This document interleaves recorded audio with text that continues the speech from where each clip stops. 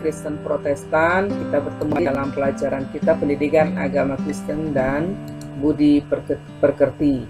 Pada pertemuan kita kali ini kita akan belajar tentang gereja yang bersekutu. Pada minggu yang sudah berlalu kita sudah belajar tentang gereja yang melayani dan gereja yang bersaksi.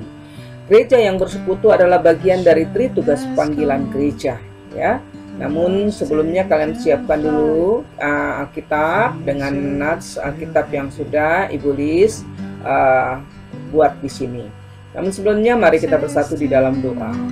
Tuhan Yesus, terima kasih atas berkat yang Kau beri kepada kami. Berkati kami agar kami memahami pembelajaran kami kali ini. Tuhan pimpin kami, jauhkan kami dari segala mara bahaya.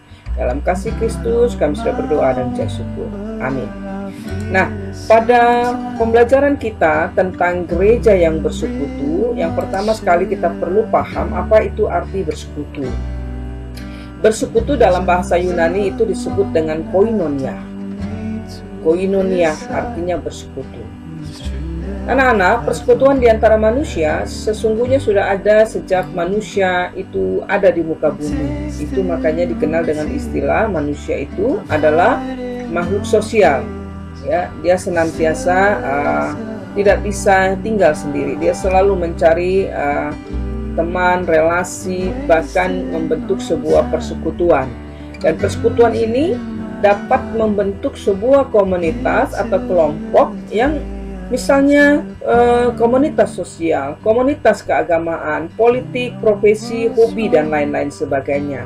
Itulah arti dari bersekutu. Nah, di dalam gereja yang bersekutu itu adalah gereja itu sesungguhnya terbentuk dari persekutuan orang percaya.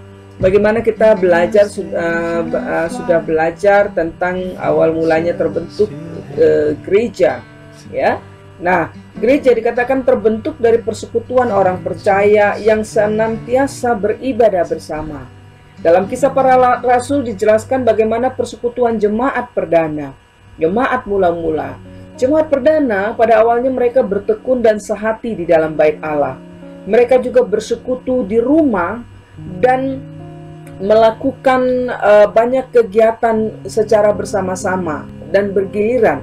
Misalnya mereka berdoa, mereka memuji Tuhan di dalam kesatuan hati. Dan mereka juga menerima pengajaran dari para rasul-rasul. Mereka juga memecah roti dan makan bersama. Mereka saling berbagi harta miliknya dan memuji Allah. Dan ini menjadi kesaksian bagi orang banyak dan jemaat Tuhan semakin bertumbuh karena persekutuan pada masa itu. Nah, bersekutu dengan Tuhan di dalam persekutuan jemaat. Yang pertama, gereja itu sebagai persekutuan orang percaya bertugas membangun komunitas orang percaya di dunia. Yang kedua, gereja yang bersekutu bertanggung jawab menghimpun orang percaya untuk bersekutu dengan Tuhan dan sesama anggota jemaat gereja, memelihara dan membangun iman jemaat secara vertikal dan horizontal. Artinya, gereja bertanggung jawab untuk menghimpun orang yang percaya, kemudian bersekutu dengan Tuhan dan sesama anggota jemaat gereja, dan kemudian mereka membangun iman jemaat secara vertikal dan horizontal. Yang ketiga, untuk mewujudkan tugas gereja ini, maka gereja menyelenggarakan kegiatan-kegiatan ibadah, baik di gedung gereja maupun ibadah-ibadah bersama di rumah anggota-anggota jemaat. Pada masa sekarang, masa pandemi COVID-19 ini, gereja memang dibatasi untuk bersekutu dalam arti yang umum. Artinya, kita tidak lagi bersekutu di gereja karena situasi dan keadaan. Kita bisa membangun gereja, membangun mesbah di rumah kita masing-masing, dan kita bersekutu di antara keluarga kita masing-masing. Dan di dalam peribadatan, jemaat memuji Tuhan, berkomunikasi dengan Tuhan melalui doa, dan merefleksikan pribadi kita. Disinilah di dalam peribadatan kita diingatkan kembali tentang arti hidup di dalam Tuhan. Arti hidup menurut firman Allah. Agar apa? Agar kita mampu menjalani kehidupan yang diberikan oleh Allah di dalam pergumulan dan mampu melaksanakan tugas dan tanggung jawab sebagai umat pilihannya. Inilah gereja yang bersekutu dengan Tuhan dan jemaatnya. Kemudian anak-anak yang dikasihi Tuhan, bersekutu gereja pun melalui peribadatan jemaat, jemaat membangun relasi dengan sesama orang percaya. Jemaat dapat saling mengenal, memberi kekuatan dan penghiburan satu sama lain, dan belajar saling memperdulikan sebagai bagian dari tubuh Allah, sebagai bagian dari tubuh Tuhan.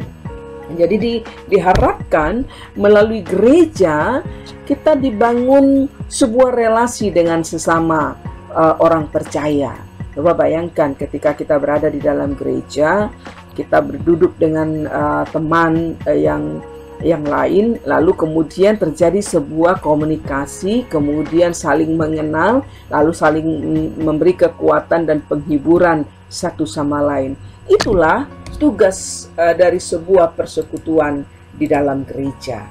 Kemudian anak-anak yang dikasihi Tuhan Yesus Kristus, gereja dikatakan berhasil adalah gereja yang dapat membangun persekutuan jemaatnya sehingga jemaat bertumbuh secara kualitas maupun kuantitas. Kualitas adalah iman. Iman yang bertumbuh di dalam gereja bukan saja dihadirkan oleh sebuah relasi yang baik antara jemaat, tetapi relasi yang baik antara jemaat dan Tuhannya. Kemudian gereja yang bertumbuh secara kuantitas adalah gereja yang bertambah-tambah anggota jemaatnya. Artinya gereja yang berhasil bukan hanya dilihat dari gereja yang jumlah jemaatnya besar. Kalau jumlah jemaatnya besar, namun kualitas imannya ketika menghadapi pergumulan dia tidak kuat, maka dia tidak dapat dikatakan gereja yang berhasil. Tetapi gereja yang berhasil adalah gereja yang bertumbuh secara kualitas maupun kuantitas. Bertumbuh jumlah jemaatnya, bertumbuh kualitas imannya di dalam menghadapi persoalan kehidupan. Itulah gereja yang dikatakan gereja bersekutu. Banyak sekali contoh-contoh dari gereja yang bersekutu. Misalnya di gereja kita ada persekutuan lansia, persekutuan para kaum ibu, persekutuan bapak, persekutuan anak-anak sekolah minggu, remaja, dan lain-lainnya. Bahkan di dalam kegiatan gereja juga senantiasa dilakukan kegiatan di dalam rumah, misalnya kebaktian keluarga dan lain-lain sebagainya. Itulah gereja yang bersekutu. Pertanyaannya di dalam kegiatan Discover Learning anak-anak, tugasmu adalah membaca Ibrani pasal yang ke-10 ayat 25. Kemudian mempertanyakan apa yang kalian temukan dari pesan Paulus dalam bacaan tersebut. Yang kedua, apakah tingkat kehadiran jemaat dalam persekutuan di gereja memiliki jumlah yang banyak? Apalagi di masa pandemi COVID-19 ya, ada aturan yang harus kita taati untuk menghindari atau mencegah tersebarnya kembali COVID-19. Yang ketiga, apakah kamu pernah menjauhkan diri dari persekutuan? Nah, tuliskan itu di dalam buku catatanmu. Kerjakan lalu kirimkan ke GCR. Ingat baik-baik, setiap tugas yang kamu lakukan tidak akan sia-sia. Ada tugas, ada nilai. Kiranya pembelajaran kita hari ini, gereja yang bersekutu adalah menjadi bagian dari kehidupan kita. Tuhan Yesus memberkati. Amin.